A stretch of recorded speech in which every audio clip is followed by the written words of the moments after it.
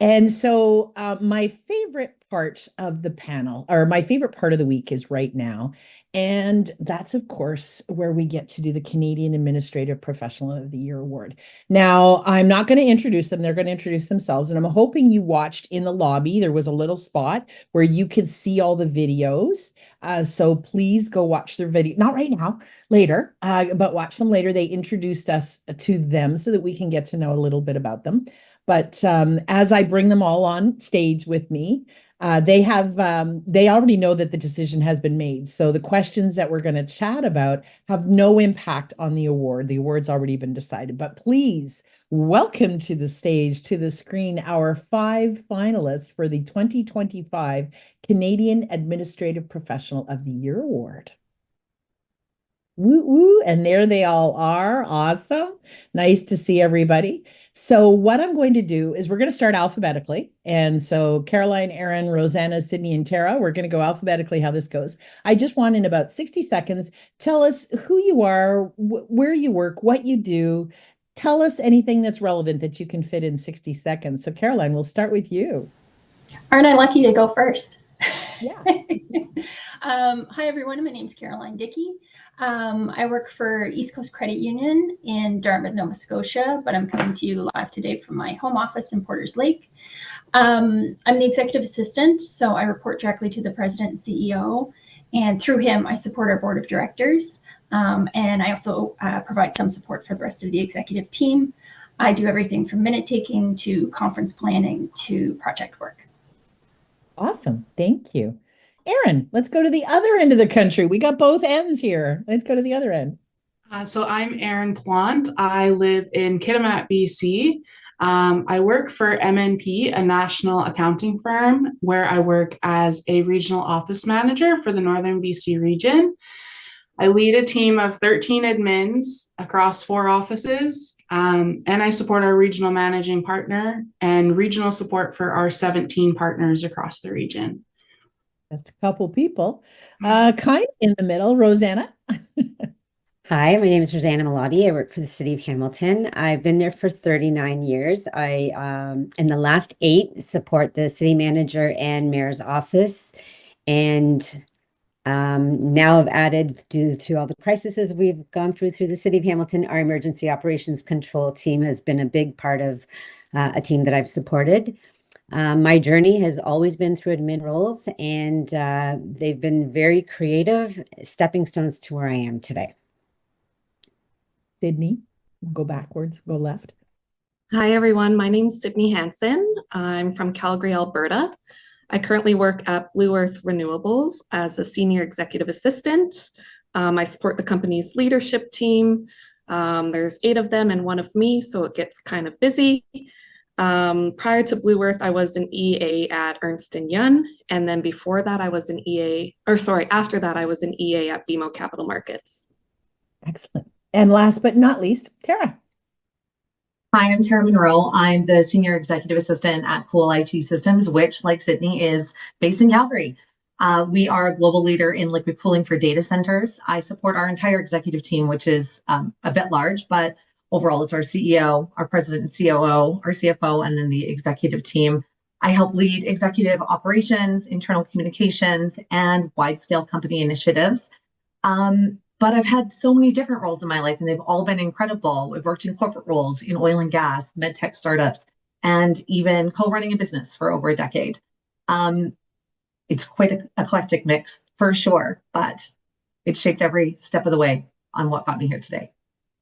As you can see, just from, less than 60 seconds on each of them, we've got some pretty 5 powerful women here who've got some amazing experience. But we're going to go in the reverse order this time. And just because Tara talked about she owned her other business, she's had a lot of different experience. Many of us didn't grow up dreaming of being an administrative professional. I know I didn't. I went to school for nursing. So like a lot of us got here on a really crazy path. So how did you find your way into this profession? What'd your path look like? And Tara, we'll start with you. As I mentioned, I started my earlier part of my career in corporate roles before co-founding and running a boutique fitness studio. I held multiple different types of positions when I worked in the oil and gas sector, starting out from an admin assistant, then technical administration, training and development administration. It just sort of expanded from there. When I started co-running a fitness studio where I also led community wellness programs, I wore all the hats, right? It's operations, it's branding, client care, coordination, you name it. But even when my title wasn't like admin, I was deeply involved in administrative work, managing schedules, coordinating teams, handling logistics, creating systems that kept things running. And so no matter the role, I just naturally gravitated towards bringing structure to chaos, solving problems behind the scenes. And about 5 years ago, I formally stepped back into a corporate world where the title finally matched what I'd always been doing. Yeah, excellent, excellent. Sydney, how'd you get here? Yeah, so all throughout high school, I wanted to be a paramedic. And so after I graduated high school, I actually started schooling towards that and took my emergency medical responder certificate course. And after I finished that, I thought, do I really want to be doing this for the rest of my life? So I was young. I took a year off to figure things out, figure out where I wanted to be.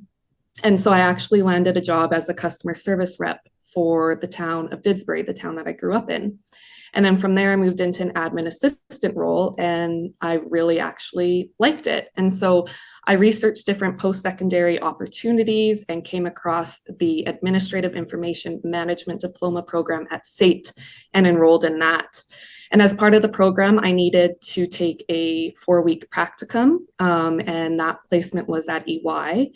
And thankfully, I was hired on full time through EY as an executive assistant, and the rest is history. I've just been in this field for about 11 years now and have loved every second of it. So I'm glad I didn't take the paramedic route, but as I said in my video, I'm still helping people every day, regardless. Not a literal lifesaver, but I do save the day. Some might argue. Yeah, absolutely. Rosanna. So I went to school to get out of school. So I picked the shortest program at college, which was, I believe at the time they called it the Administrative Executive Secretary role. And through there, I was given opportunities at the City of Hamilton through summer and co-op placements. And in my last placement, I was hired for a 6-month contract. In 39 years, I'm still here and loving what I do. But in between, I was given a lot of opportunities, much like the others have stated. It's all like stepping stones to where we are today. So my largest assignment through the city was administering a grants program called City Enrichment Fund.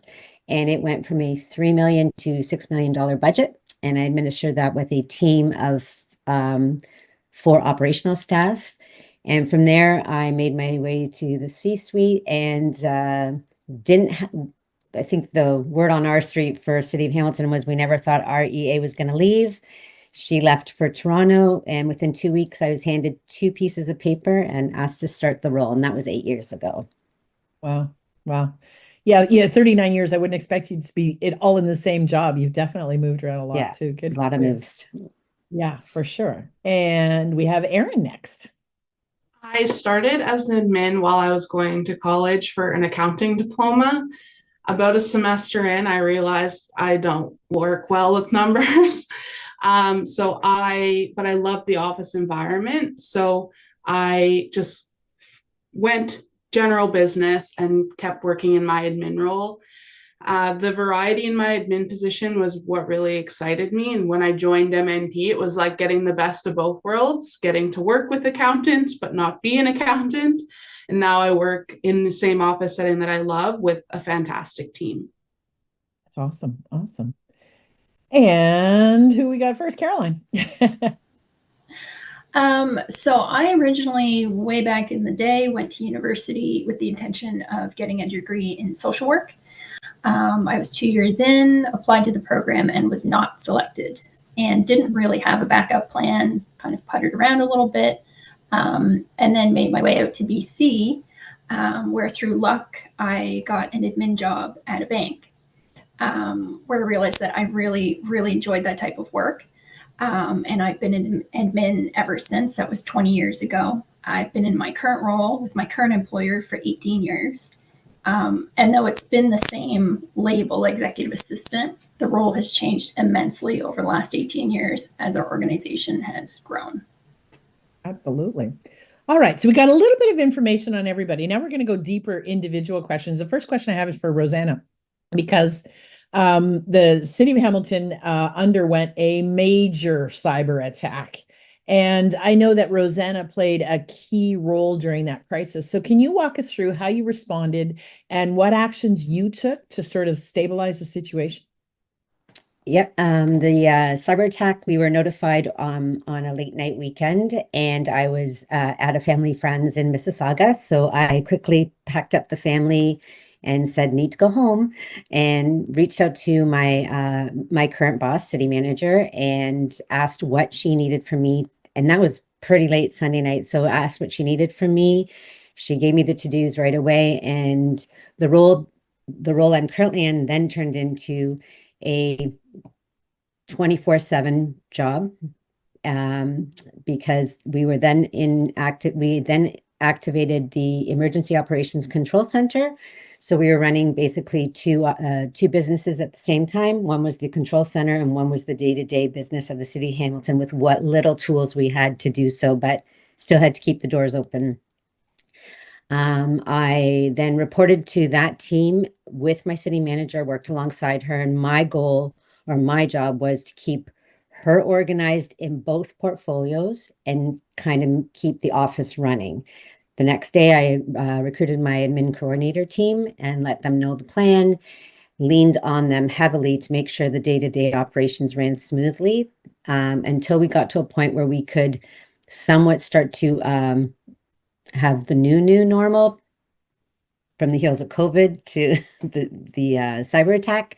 That was about 6 to 7 months. And at that time, I was able then, with the support of my admin team, I was able to be available to my boss to put out internal communications, reach out to key stakeholders to make sure they were getting the accurate information, and setting up the emergency meetings and emergency contacts.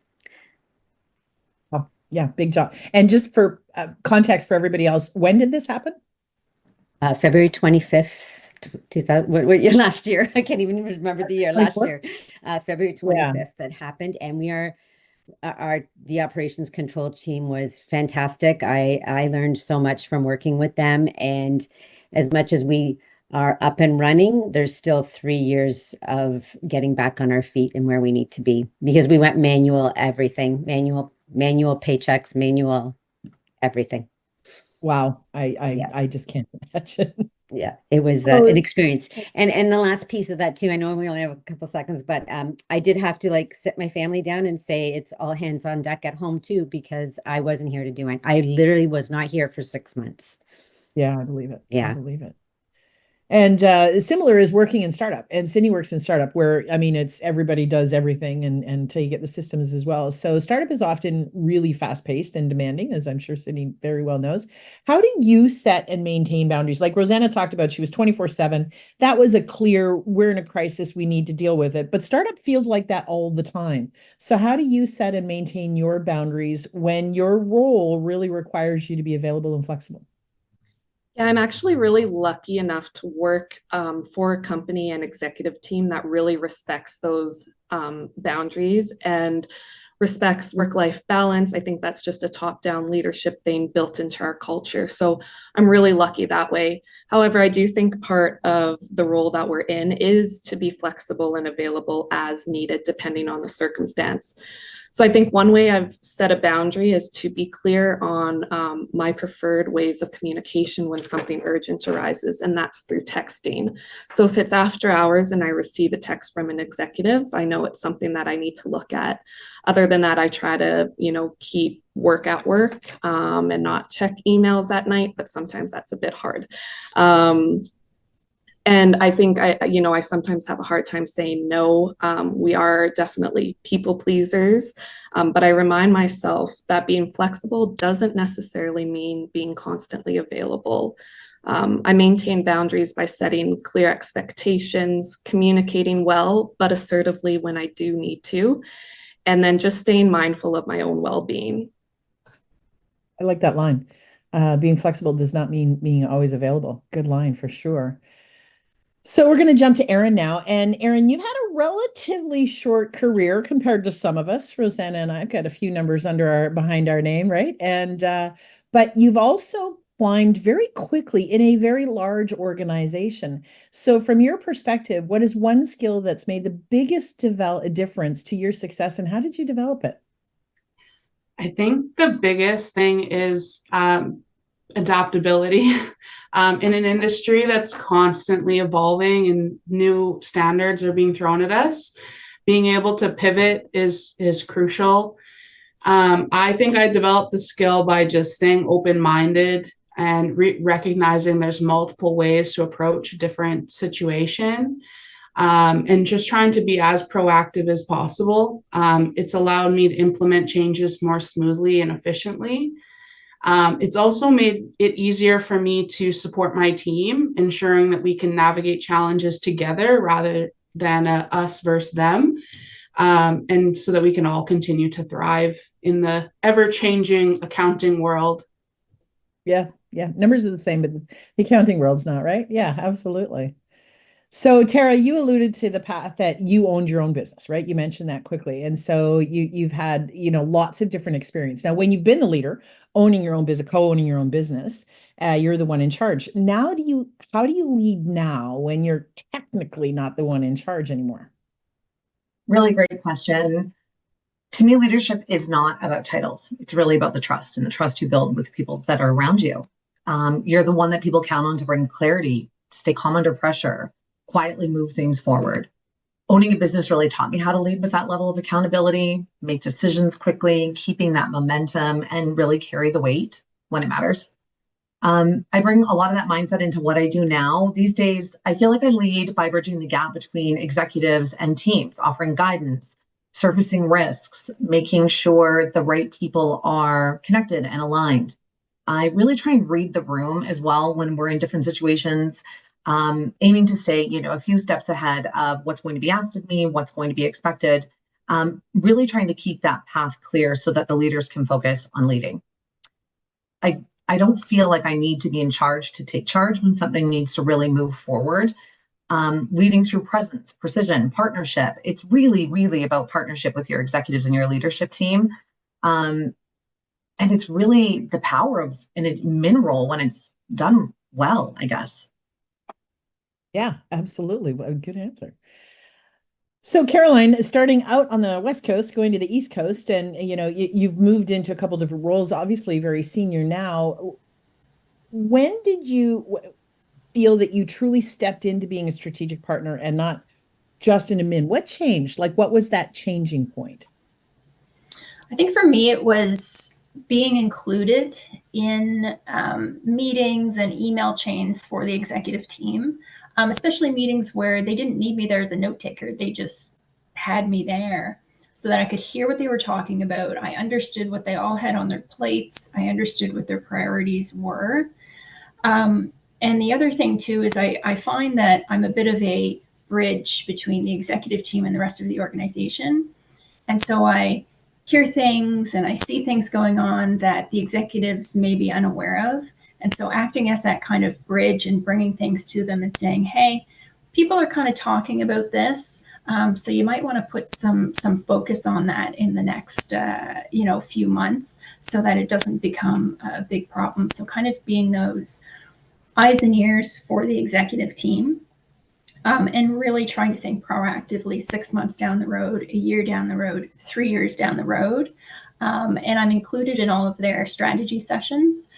So I'm very clear on what our 3-year strategy is. Now, a follow-up question that wasn't planned. Did you ask to be put on these chains? Did somebody put you on? Was it a leadership change? Like, what was the spark that all of a sudden you're part of the ELT type deal? It was a mix. So some of it was me going to my boss saying, it'd be really helpful if I could be included in that so that I know what's going on. But the executive team in my organization is phenomenal. And they are cheerleaders of mine and of their staff. And so part of it was also them saying, hey, we think you should come join us for this. So it's been a bit of both.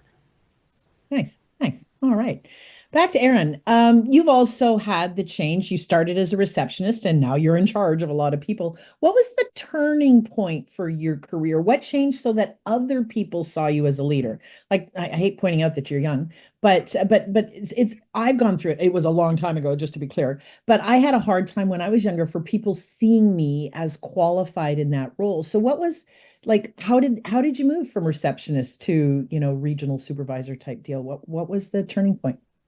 I think when I came into my current role, we have a really young management team in our region.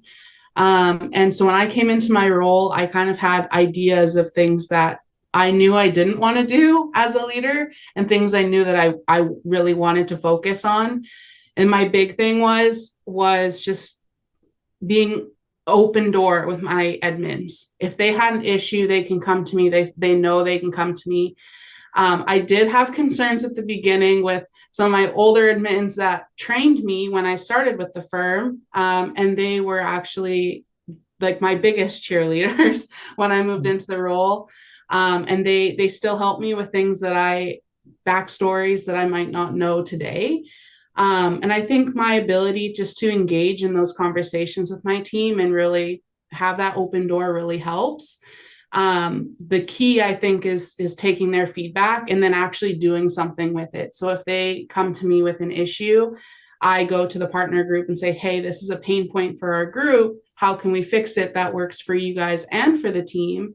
And seeing those things actually change kind of open the admin's eyes, going like, okay, so if we actually bring things to her, they're actually going to get actioned and things will get better for us. So I think that's a big thing, just to kind of get the buy-in from the team as well.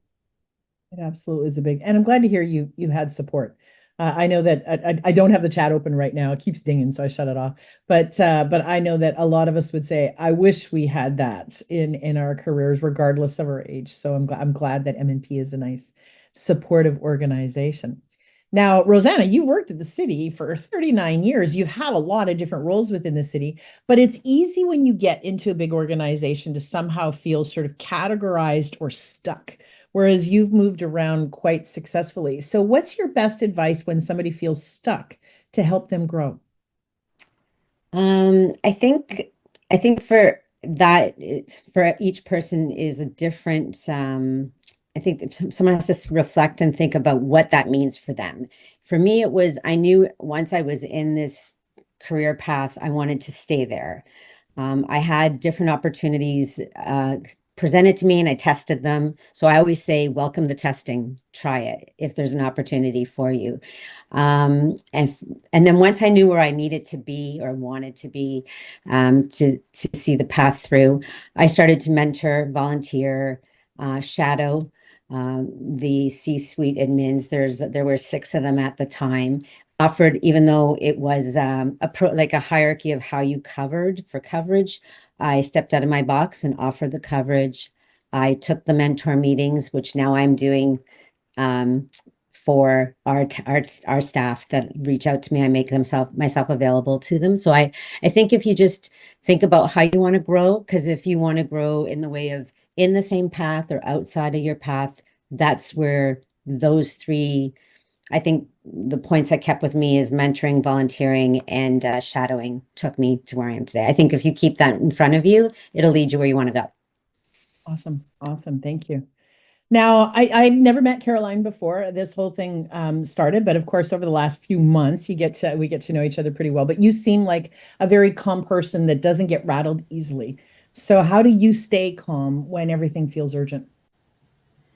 I'd say half of it is probably my nature. I'm a fairly introverted, quiet person, and so I'm really good at appearing calm when maybe I'm freaking out on the inside.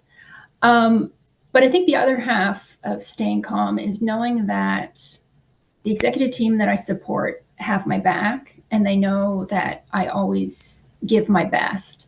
And so I know that some days I'll be giving 150%, and some days maybe it's only 50%. But every day I do give as much as I can, and they know that. And so when things are flying all over the place and there's a million priorities, all of which are urgent, I just kind of bring myself back to knowing that the team that I'm supporting has my back.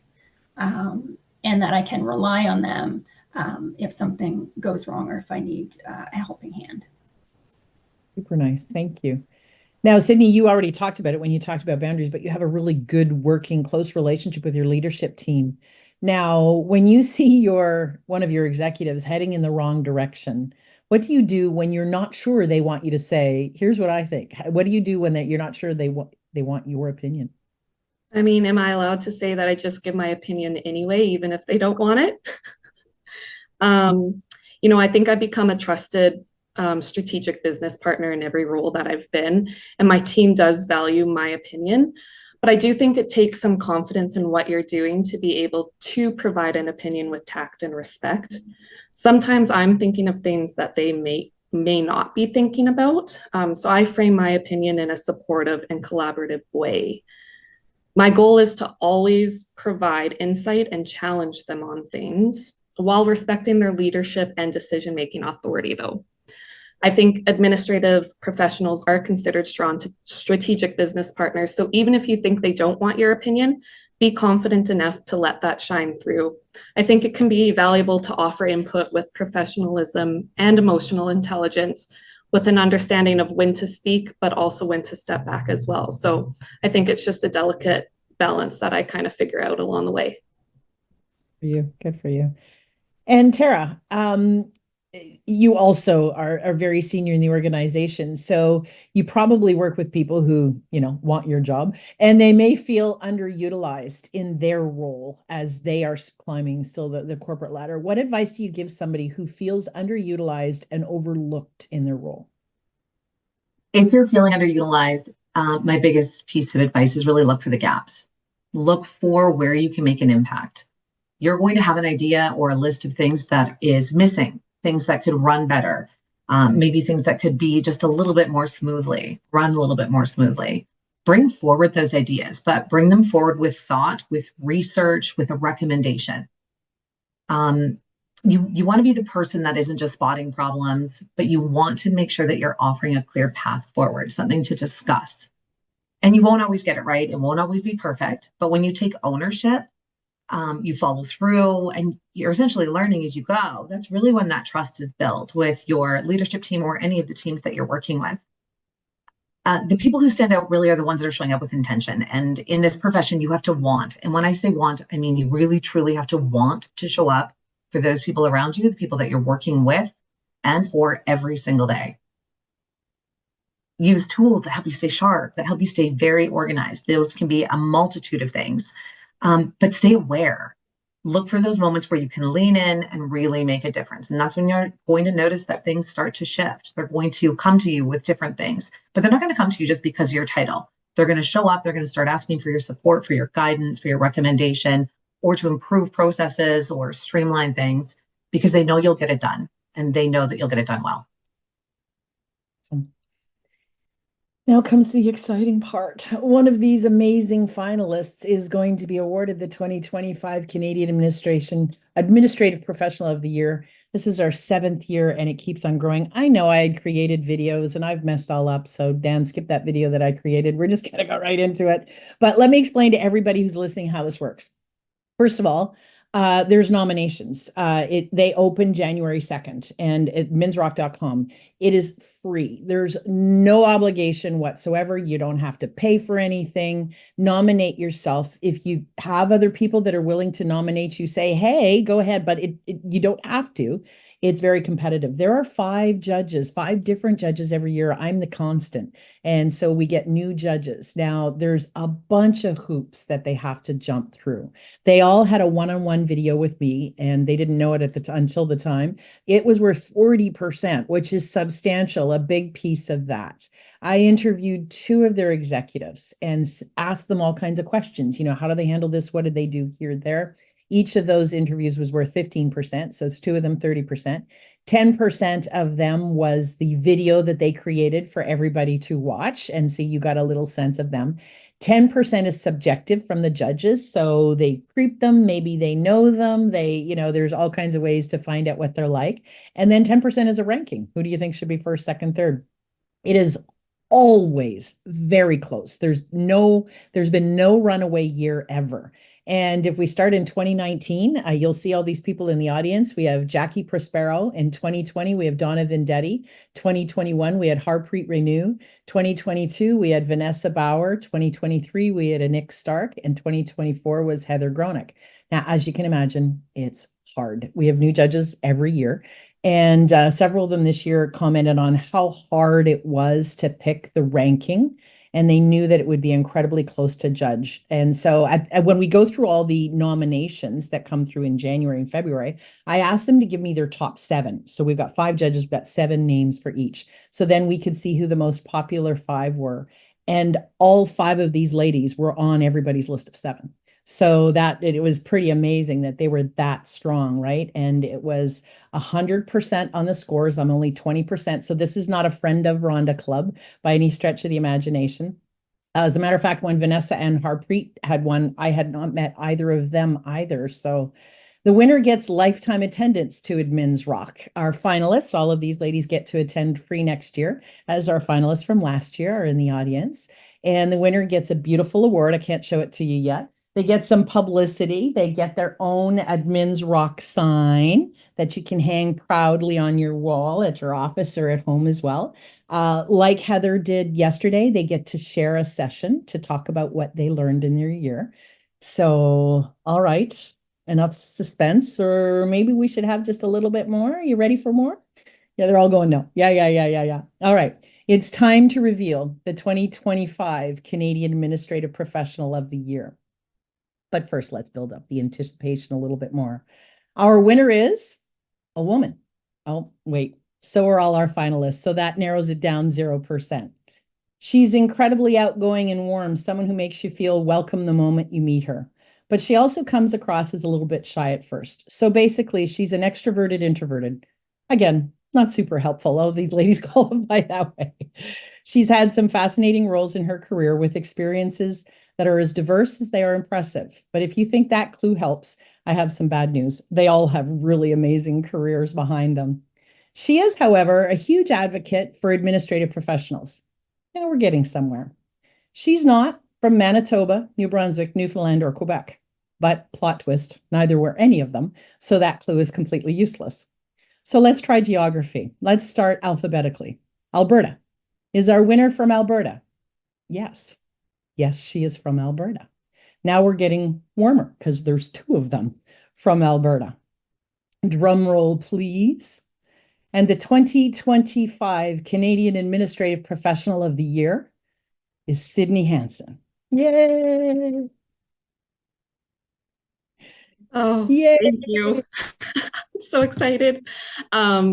Thank you, Rhonda. I did write down a few notes because my mind goes to mush as soon as something like this happens. So I just wrote a few notes, if that's okay. I'm truly honored to have won this award. I know I was up against 4 other powerhouse admins, and the judges did not have an easy decision. So I wanted to congratulate Rosanna, Tara, Caroline, and Aaron on the incredible achievement of being named as top 5. That in itself is a proud accomplishment. From a young age, I stumbled into this career path and instantly fell in love with it. I knew this is what I wanted to do for the rest of my working life. I am very passionate about what I do, and I have worked hard to get where I am today. So this award is ultimately the cherry on top and recognition that my hard work and dedication has paid off. I'd like to thank Rhonda and Admins Rock for being a huge advocate of this profession. Thank you for providing admins with the opportunity to not only be a part of a great conference, but really showcasing and recognizing admins across Canada with an award opportunity like this. I am so incredibly grateful, and I'm very excited to attend the Admins Rock conference going forward. Lastly, I will always continue to advocate and work to elevate the perception of administrative professionals, and I would encourage you all to do the same. Whether you're a receptionist or a chief of staff, we are never just admins. We are strategic business partners. We are the backbone of any organization, and we are a true powerhouse. Thank you. I'm super, super honored. Super excited. Now you can talk to Sydney and all the other finalists in the Canadian Admin of the Year Award Lounge when we're all done, and make sure that you connect with all of them on LinkedIn. And it's always, my highlight to award that honor every year. And I know that all 5 of you are worthy of winning. They are all so good and all so strong and stand out. And I hope you're all very proud. And I hope that for everybody listening, next year, you're one of these 5. Like I said, the nominations open January 2nd. It's free, no obligation, no cost. This is not a revenue generating award for me. I know there's lots out there that are. This is not one of those. And so what we're going to do is do a quick little reset as we get ready for the next round. And we're all going to silently and loudly cheer for Sydney and all the finalists. Thanks, everybody.